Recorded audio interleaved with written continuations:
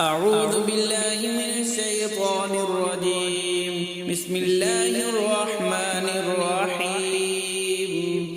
إذا وقعت الواقعة ليس لوقعتها كاذبة خافضة رافعة إذا رجت الأرض رجا وبست الجبال بسا فكانت هباء منبثا وكنتم أزواجا ثلاثا فأصحاب الميمنة ما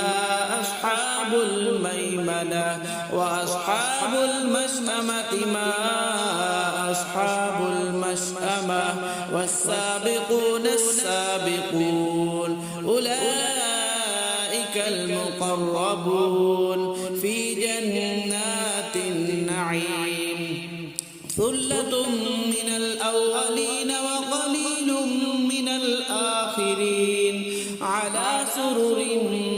موضونة متكئين عليها متقابلين يطوف عليهم ولدان مخلدون بأكواب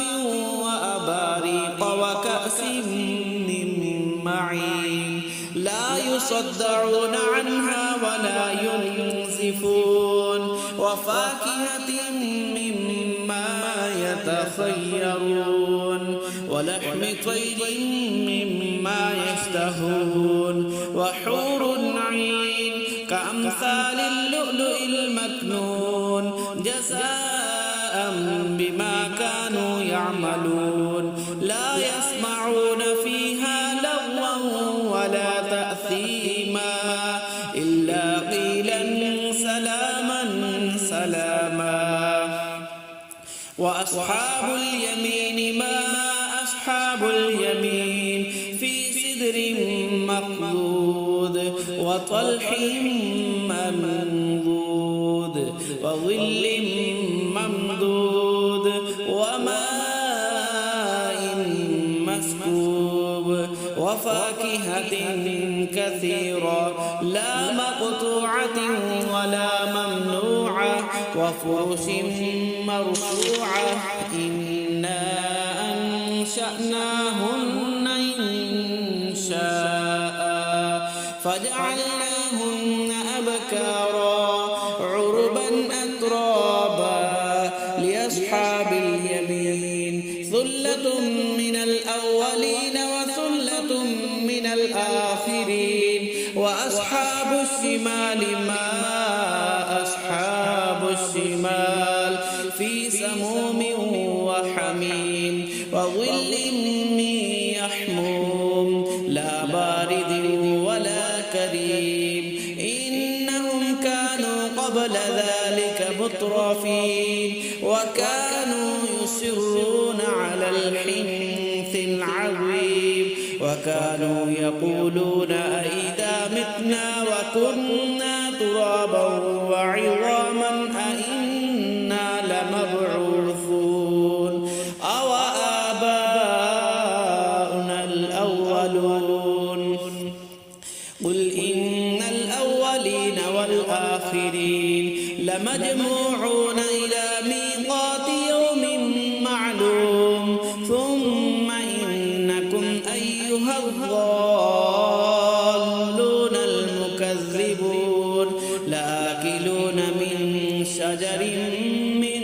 زقوم فمالئون منها البطون فشاربون عليه من الحميم فشاربون الشرب الهيم هذا نزلهم يوم الدين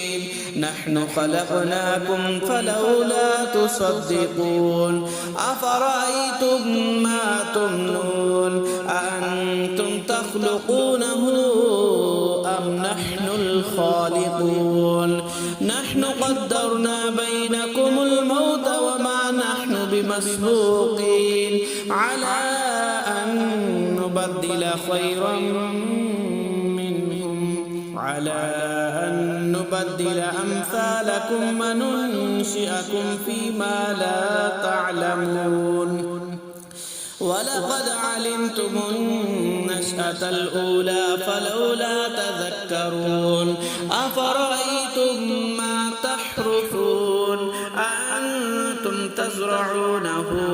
أم نحن الزارعون لو نشاء لجعلناه حطاما فظلتم تفكهون إنا لمغرمون بل نحن محرومون أفرأيتم الماء الذي تشربون أأنتم أنزلتموه من المزن أم نحن المنزلون لو نشاء جعلناه أجاجا